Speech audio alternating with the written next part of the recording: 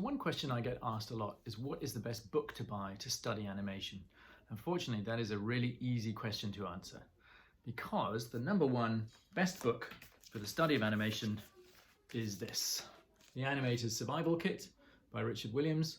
I should confess, I do have some skin in this game. You can see this is actually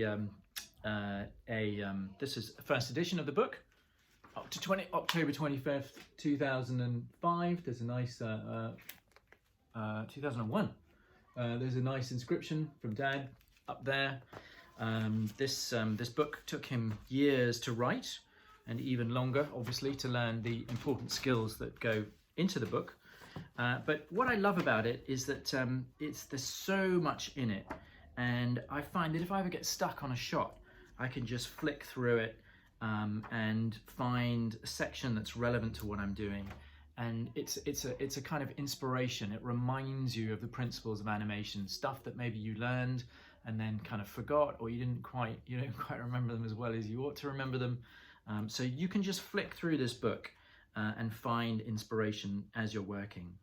And one of the really nice things about it is that, when you're working on a screen, or even if you've got two screens at home, and I always recommend to my students, if you can, get two screens. So get yourself a laptop, but then get yourself an extra screen, so that you can, if you're following a tutorial, you can watch the tutorial on one screen and then do the tutorial on another.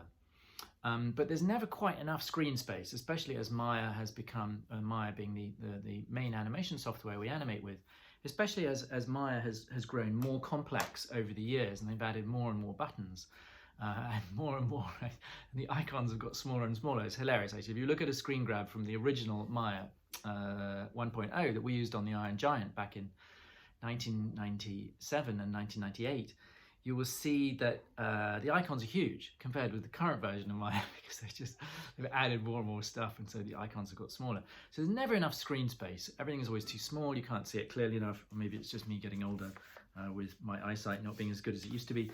But this is, having a book is like another screen, right? Because you've got your thumbnails, you've got all the stuff you need to figure out how to animate this shot. If somebody says animate a take, a reaction shot, you've got all this great stuff on takes. You're doing lip sync, you've got all this great information on lip sync.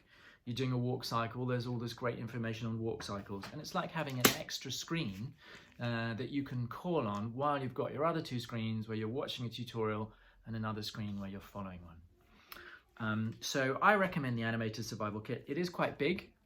This is not the expanded edition. The expanded edition is even bigger and heavier.